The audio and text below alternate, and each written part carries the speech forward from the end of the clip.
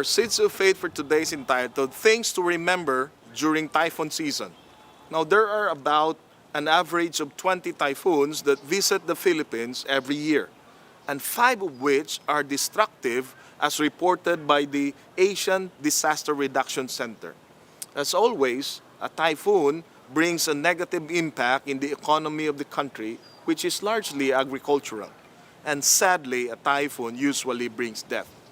Now, according to the Biodiversity Online magazine, typhoons brings us disasters, but they can be an external force for creating new living environments for other living things.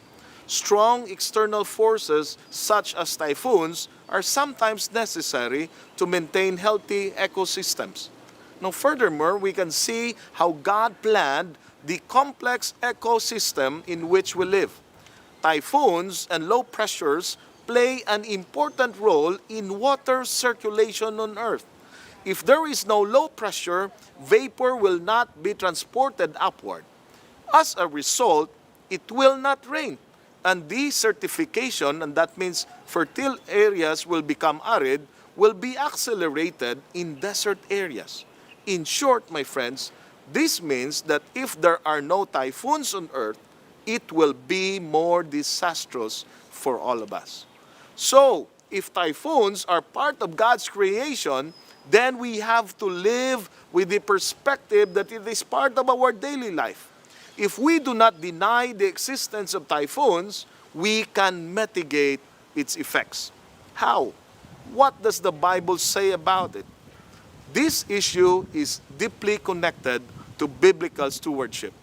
Here are 3 things to remember. First, we have to recognize that God is the creator of everything, and there are natural laws that govern the world in which we live in.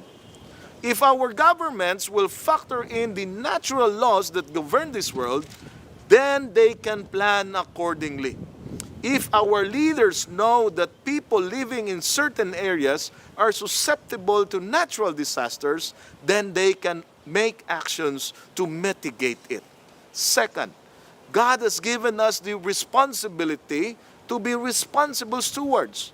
Typhoons are a natural phenomenon, but flooding caused by garbage and a denuded mountain is not.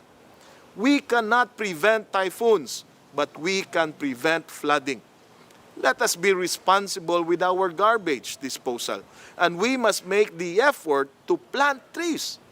Those who make the canals and the drainage system must also do so properly and with no corruption. Thirdly, as Christians, we have to extend our helping hand to those who are affected by natural disasters. Yes, prayers are important as well as sharing our resources. Our churches should always be ready to help those who are in need. Hebrews 13:16 says, "And do not forget to do good and to share with others, for with such sacrifices, God is pleased." As we reflect about the occurrence of typhoons, let us also reflect what God is expecting us to do. May God bless us all. Amen.